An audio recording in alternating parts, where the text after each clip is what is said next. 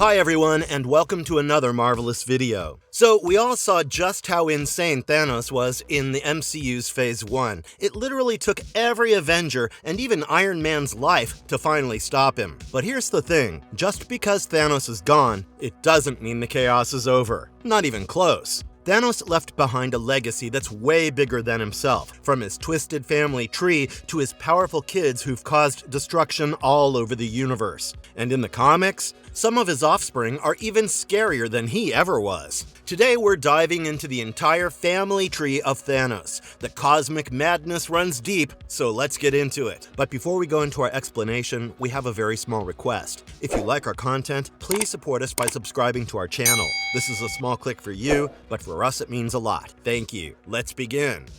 Thanos. To start with the bloodline of Thanos, we should take a dig into the man himself. He is no ordinary villain, but an inevitable cosmic force that cannot be stopped. If you look at Phase 1 of the MCU, the character of Thanos had a deeper context to his true purpose. He was a visionary and a philosopher to some extent. The end of 50% life form was the reason why the emergence on Earth was delayed and Celestial did not emerge earlier. Apart from that, increasing population is a general problem. However, in the comics, Thanos was a megalomaniac and a tyrant who at some point sought to end all life to impress Mistress Death. The character was created by Jim Starlin and Mike Friedrich and introduced in 1973's Iron Man issue 55. However, his origins were later elaborately explained in 2021's Externals Thanos Rises Volume 1 Issue 1 from writer Kieran Gillen. Thanos was born to eternal Allars and Son, who thwarted the true purpose of their kind and sought to reproduce naturally. It all started after Allars was banished from the eternal community on Earth. Allars arrived on the desolate moon of Titan, but he wasn't entirely alone. There, among the ruins of a lost civilization, he discovered Son, the last surviving exile of the original Eternal Settlement. Cast out for her involvement in the radical Uranite heresy, she lived in solitude. The two of them rebuilt Titan into a wonderful and heterogeneous civilization and also fell in love. With the help of their mentor, Kronos, and the quantum bands, they managed to fulfill their dream and gave birth to a baby boy. They named him Thanos as a symbol of their triumph over death. However, his birth turned out to be a traumatizing event as he was born with a genetic mutation called deviant syndrome, something that made his skin purple, along with a monstrous appearance and eyes as cold as a dying star. Son was so horrified that she intended to end his life. However, that did not happen, and through a series of events, he was rescued by the cosmic Ghost Rider from an alternate timeline to take him under his wing and change the future. That did not work as planned, and baby Thanos was returned to his original timeline by Frank. As Thanos grew up, he was a well-behaved boy who had a massive flair for science. Strangely, he liked to draw dead animals despite not being able to see the side of them. With his mother going insane and with a neglectful father, Thanos had a tough childhood until a mysterious girl befriended him and instilled confidence in him. One day, she convinced him to go to a dangerous cave with his friends and explore to overcome his fear of killing. Young Thanos followed, and his friends were killed by its dwelling creatures. After Thanos returned back to society, the same girl convinced him to go back and kill the creatures that killed his friends. Thanos followed, and as time went by, killing became easier for Thanos. After murdering 17 people, Thanos killed Son and left Titan. The mysterious girl was none other than Mistress Death, and her connection eventually led Thanos into a slow, spiraling descent into madness, nihilism, and eventual galactic genocide. His superhuman strength complements his intelligence, for which he is often feared by gods. With the Infinity Gauntlet, Thanos is nearly omnipotent. Kronos, Thanos' grandfather, a godlike eternal with immense cosmic awareness. It was not just Thanos who debuted in 1973's Iron Man issue 55, but Kronos as well. Writer Jim Starlin introduced Kronos as an immensely powerful ancient being who ruled the Eternals along with his brothers Uranus and Oceanus. Their kingdom worked fine until one day, Uranus decided to act on his belief that the best way Eternals could serve the machine was by ending all non-eternal life forms. He also wanted the Celestials to be imprisoned. Kronos and Oceanus opposed their brother, and the war soon turned into a massive civil war. The war ended with Kronos and Oceanus prevailing, and Uranus being imprisoned in the Exclusion, a place located in a pocket dimension. With this, Oceanus retired to a vigil of deviance, and Kronos became the sole ruler of the Eternals of Earth. Sometime later, while working in his laboratory in Earth Eternal's city of Titanos on cosmic energy, Kronos accidentally caused a massive explosion. The entire Titanos was destroyed, along with the physical form of Kronos, merging his mind with the universe and time. However, he was later resurrected and imprisoned in the Exclusion, for which he had been existing in both forms. Kronos also had two sons, Allars and Zurus, who lived among the Eternals of Earth until Allars opposed the methods of eternal reproduction. Later, when Allars, banished from Earth, sought to reproduce a child with Son, Kronos helped them, thereby becoming the grandfather of Thanos. As both Allars and Son were unhappy with their firstborn, Kronos also helped them have another, who eventually was Eros. Later, when Thanos became a universal threat, Allars sought help from Kronos to take him down. Following Thanos, who was then towards Earth, wishing to keep his arrival a secret, Thanos destroyed the automobile his spaceship passed by. There was real estate agent Arthur Douglas and his family. Allars and Kronos soon arrived at the spot and found Arthur severely injured, along with the wife and daughter. Kronos then created a humanoid body from the Earth and cast Arthur's spirit into it. He also gave the new being superhuman powers, thereby creating Drax the Destroyer. It's evident that Kronos is an immensely powerful cosmic being with a level of intelligence that ranks far above superhuman as well as cosmic awareness. In Thanos Annual Issue 1, released on May 28, 2014, the Titan himself classified the might of Kronos to be on par with Galactus, Zeus, and Odin. Along with telepathic and psychokinetic abilities, Kronos also possessed invulnerability and immortality. He also has control over time, but he uses it very subtly when in acute need. Dana, Thanos' grandmother and wife of Kronos. There's not much known about Dana, except that she was an Eternal created by the Celestials and was also the wife of Kronos. The character of Dana was created by Mark Grunwald, Peter Sanderson, Mark Lehrer, Tom DeFalco, and Dustin Weaver, and was introduced in Eternals Thanos Rises Issue 1, released in September 2021. She later formed Gaian Sisters along with Sibel and Tulane. The Gaian Sisters studied present events to make prophecies and warn the Eternal leaders. Allars Mentor, Thanos' father, leader of the Eternals on Titan. Next on the list is the father of Thanos, Allars, aka the Mentor. Created by Jim Starlin and Mike Friedrich, Allars was introduced in Iron Man issue 55, released in 1972. Like his father Kronos, Allars sought to become a scientist and was regarded as an extremely wise Eternal. When Kronos ascended to exist as a subconscious merged with space and time, Allars and his brother Zurus created an entity formed from the collective intelligence and will of the Eternals. It was called the Unimind. However, that did not stop the Eternals from disagreeing on several issues. Thus came the dispute over reproduction. While Zurus and his followers believed that the Eternals should not change their ways and play with their cosmic potential, Allars and a small number of his followers rebelled. Then came a civil war, and Allars was banished from Earth. Taking the alias Mentor, Allars settled in a colony on Titan and met Son. After creating an entire colony using genetic engineering and cloning,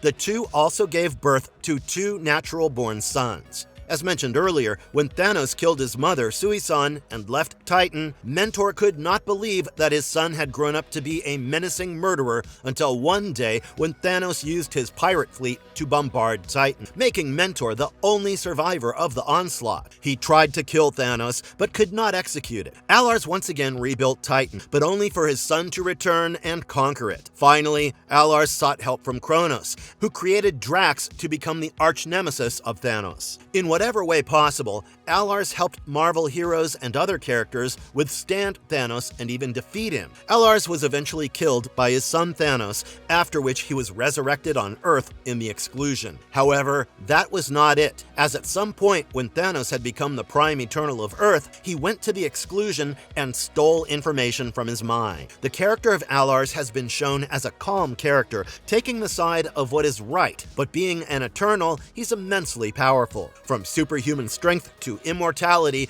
and from flight to cosmic energy manipulation, Allars has it all.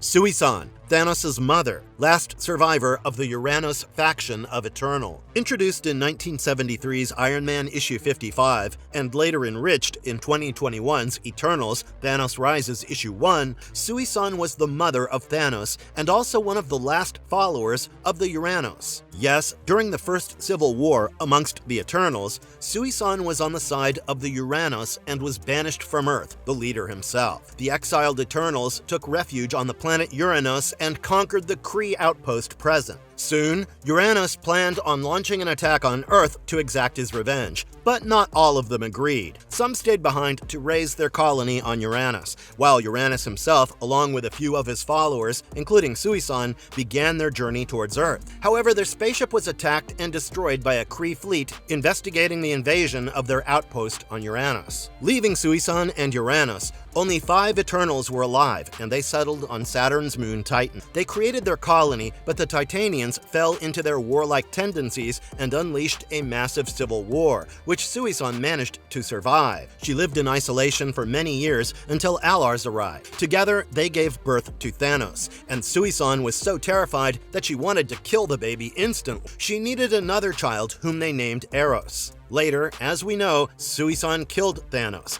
and she was soon resurrected in the Exclusion, where she informed the Machine of Everything what had happened to her since her banishment from Earth. Upon learning about her story, the rest of the Eternals planned to imprison her for life, fearing that she could give birth to another deviant like Thanos. Depressed, Son regretted ever meeting Allars. She remained imprisoned until Thanos emerged to be the Prime Eternal on Earth. He was never aware of the fact that his parents were true Eternals or even resurrected, but when news was leaked to him, he quickly arrived at the Exclusion to meet his parents. Thanos first went to Son's cell and killed her. As she was resurrected, he killed her again, and continued this 5 times. He also killed Allars twice and was left frustrated that they couldn't be killed. The only way to permanently eliminate the two would require the destruction of Machine or Earth. Thanos concluded that he could achieve his goal if he could integrate himself with the Machine. Thanos further tortured Son and Allars to tell him how he could unite with Machine. Son was last seen denying support despite being tortured, while Thanos managed to extract the information from Allars by invading his mind. That was all for Son, and apart from her tragic story,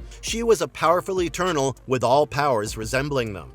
Eros, Star Fox, Thanos' brother, a carefree Eternal and member of the Avengers. As mentioned earlier, Son and Allars had 2 sons. The first was Thanos, and the second was Eros. He was originally named Aaron, but later, owing to his attraction to the opposite sex, he was called Eros. Created by Jim Starlin and introduced in Iron Man issue 55, Eros was a fun-loving, carefree womanizer who only wanted to enjoy his life in romance and pleasure. In his youth, Eros successfully managed to integrate with the Machine, thereby becoming a true Eternal, something which Thanos had failed. Eros had his first transformation into taking life seriously after Son was killed by Thanos. Since then, Eros has joined forces and alliances on Earth and space to fight against his power-hungry, misanthropic brother Thanos. He even teamed up with the Avengers, where he was given the name Star Fox because Eros was considered inappropriate. He was quite a useful member of the team and helped them take down villains. However, the smooth ride with the heroes of the Earth came to a halt after it was revealed that Eros used his power and charm to woo happily married women. He managed to prove himself not guilty and continued his journey across the galaxies.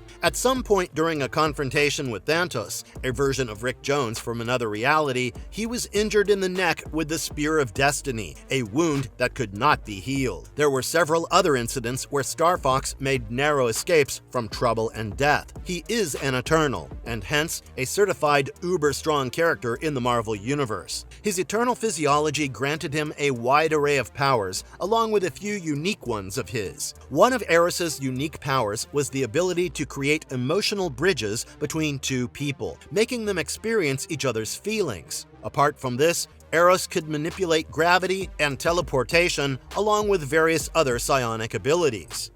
Thane, Thanos' biological son, an inhuman with destructive powers. Created by Jonathan Hickman, Mike Deodato Jr., and Jerome Pena, Thane was the inhuman son of Thanos. He was introduced in New Avengers Volume 3, Issue 10, released in September 2013. The issue showcased how a descendant of the Inhuman tribe was constantly facing the wrath of Thanos. While everyone was left defeated, one human woman was taken by Thanos, and she returned home pregnant with his child. The child grew up with one goal, and that was to kill Thanos. When the Mad Tyrant came to know about his son, he launched an intergalactic search for his son. His Black Order began decimating planets and making sure younglings between the ages of 16 and 22 were killed. His search led him to Earth, where Black Bolt was already aware of the true purpose of Thanos and his henchmen. The Illuminati also began searching for Thane, and their member Doctor Strange found Thane. It was revealed that the Avenger was being controlled by Ebony Maw.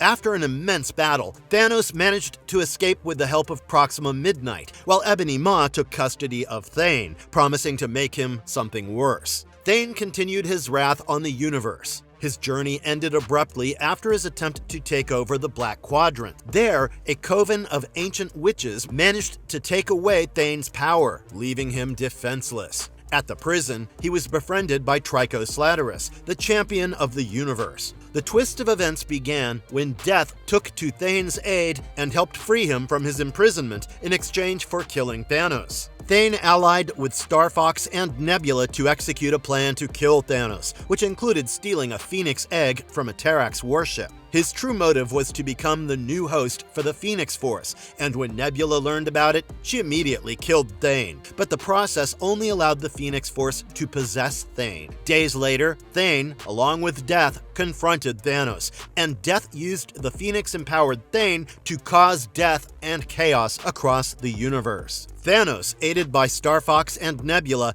planned on moving towards the God Quarry, where the former could regain his true might. Thane chased them and confronted Thanos again on the God Quarry. After a fierce battle, Thane lost the Phoenix Force within him and was left by his father trapped in the hellish life inside the God Quarry. That was all about Thane, and in the pages of comics, his presence was one of the biggest threats in the history of Marvel. His presence was deemed something worse than the recurring wrath of Thanos, for which death was necessary. Speaking of Thane's might, he had a wide array of complex and unfathomable powers. After merging with the Phoenix Force, he was almost invincible, and it took a lot of time to put an end to his terror.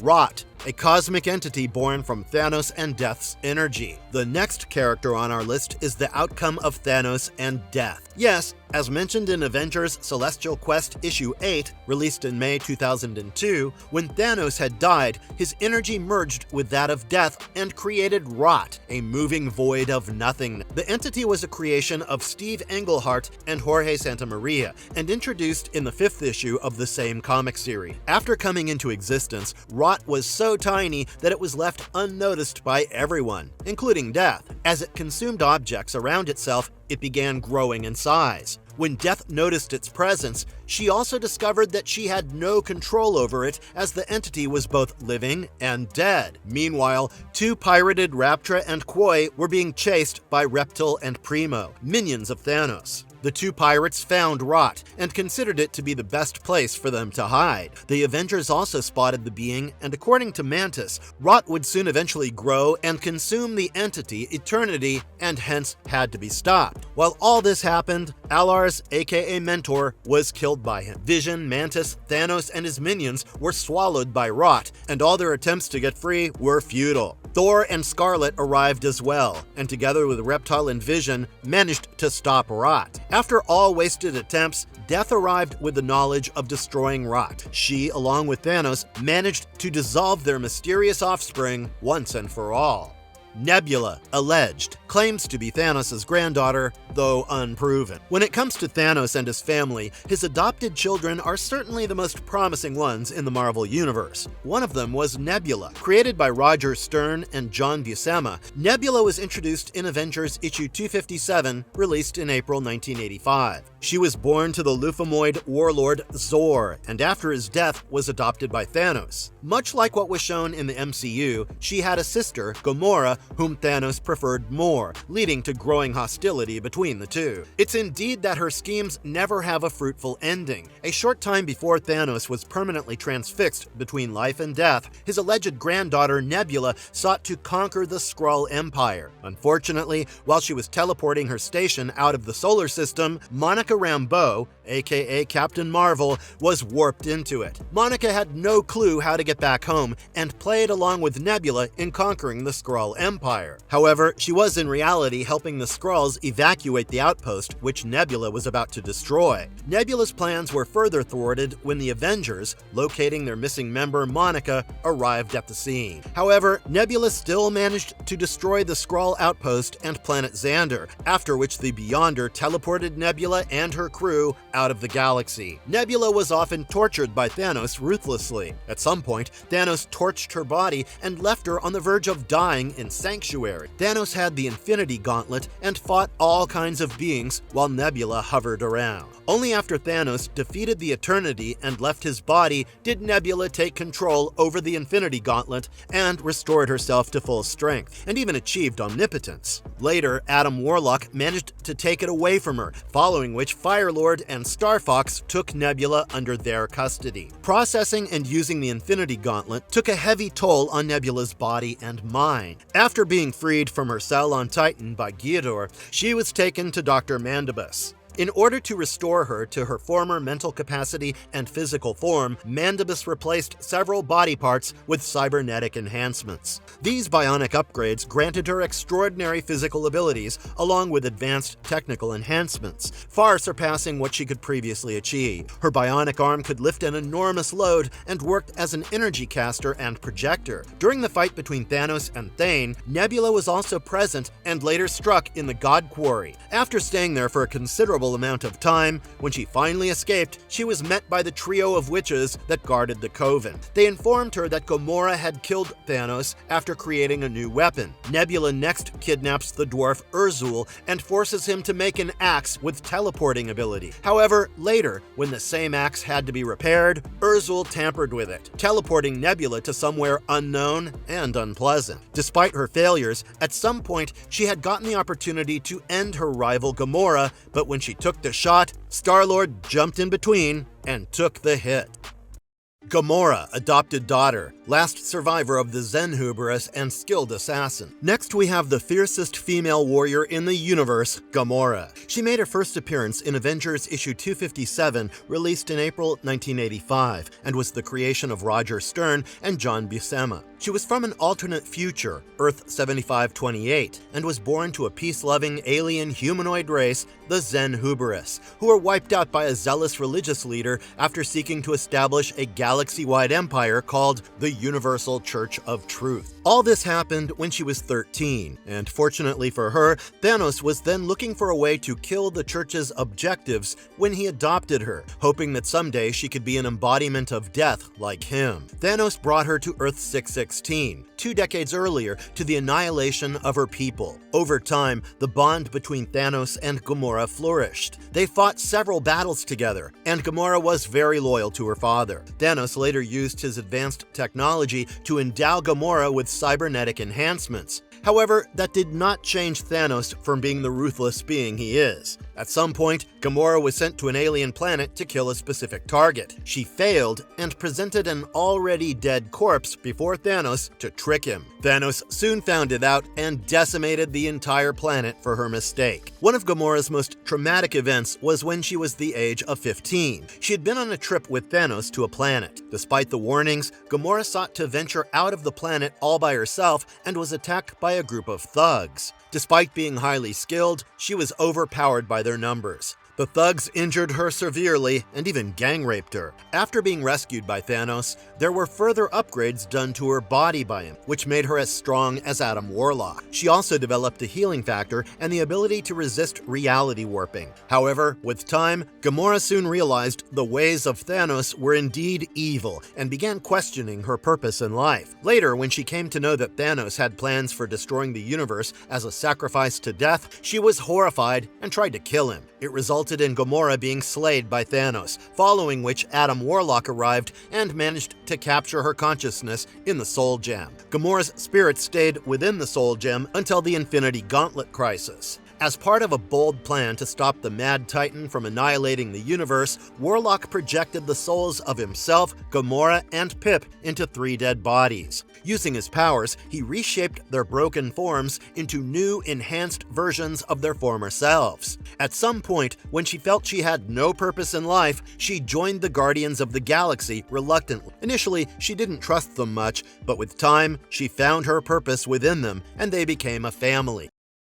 Black Order members includes Corvus Glaive, Proxima Midnight, Ebony Maw, Cull Obsidian, and Supergiant, loyal warriors considered part of his family. The presence of Thanos is mostly accompanied by the 4 and sometimes 5 of his most trusted and powerful henchmen, who are collectively called the Black Order. The team includes Corvus Glaive, Proxima Midnight, Ebony Maw, Cull Obsidian, and Supergiant, and they were all created by Jonathan Hickman, Jerome Opeña, and Jim Chung. The Black Order was introduced in July 2013's New Avengers Volume 3, Issue 8, and the first member recruited by Thanos was Corvus Glaive, a being with superhuman strength, endurance, and durability. His blade, better known as the Glaive, could split atoms and cut through anything. Till this blade was intact, Corvus was immortal. With him came his wife, Proxima Midnight, who also joined the Black Order. Proxima Midnight had superhuman strength, speed, and stamina, along with nigh invulnerability. In 2007's Mighty Avengers Issue 1, Proxima Midnight survived a fall from space to Earth while burning in air friction during the fall. It had no effect on her. Proxima carried a spear made for her by Thanos, forged from a sun trapped in twisted space and time. The weapon functioned as a star, a supernova, and a black hole all at once. When thrown, it could turn into a lance of branching energy, holding the massive weight of its original form. Proxima also claimed she could control its density. Along with her, there was Ebony Maw, who also joined at the same time. Ebony was always a loyal servant of Thanos, and he was known for his super genius class intelligence and soothing voice,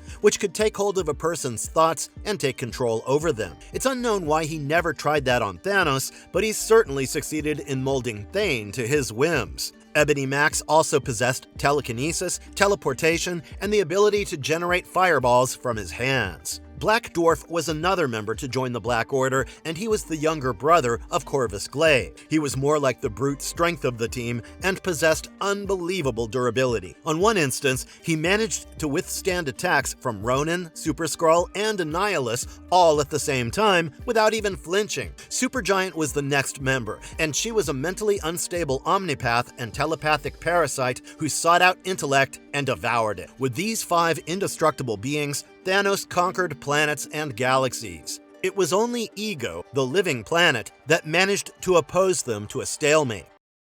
You said good.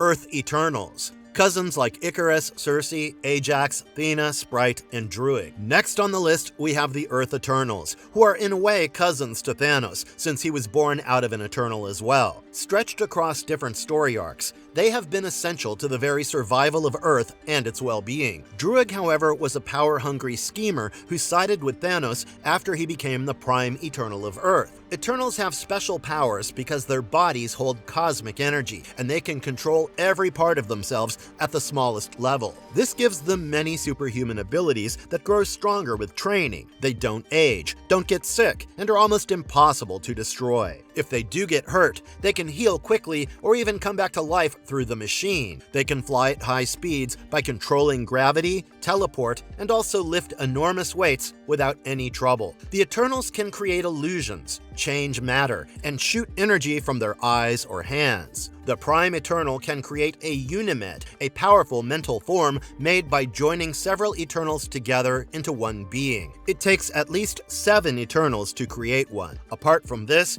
Icarus is known for his powerful cosmic energy blasts, which he can fire with high precision from his eyes. He's also one of the fastest and most skilled flyers among the Eternals, capable of long-distance travel through the sky with ease. Druig specialized in mind control, allowing him to influence or dominate the thoughts and actions of others. His telepathic abilities are more advanced than those of most Eternals, making him dangerous even without physical combat. It was with Druig's help Thanos managed to extract critical information pertaining to the machine from his father Allars. Athena is a master warrior who can summon a variety of cosmic weapons, like swords, spears, and shields, out of pure energy. She has unmatched combat skills and near-instant reflexes, making her the fiercest fighter among the Eternals. Sprite has the unique power to create vivid illusions so real they can fool all senses. Though she appears as a child, she holds ancient wisdom and cleverness, often using her tricks to outwit enemies. Circe stands out for her advanced matter manipulation. She can transform objects and living things at the atomic level. Unlike most Eternals, she enjoys interacting with humans and often uses her powers to help or protect them directly. Ajax's powers were like those of a conventional Eternal, except that she could heal others from critical injury.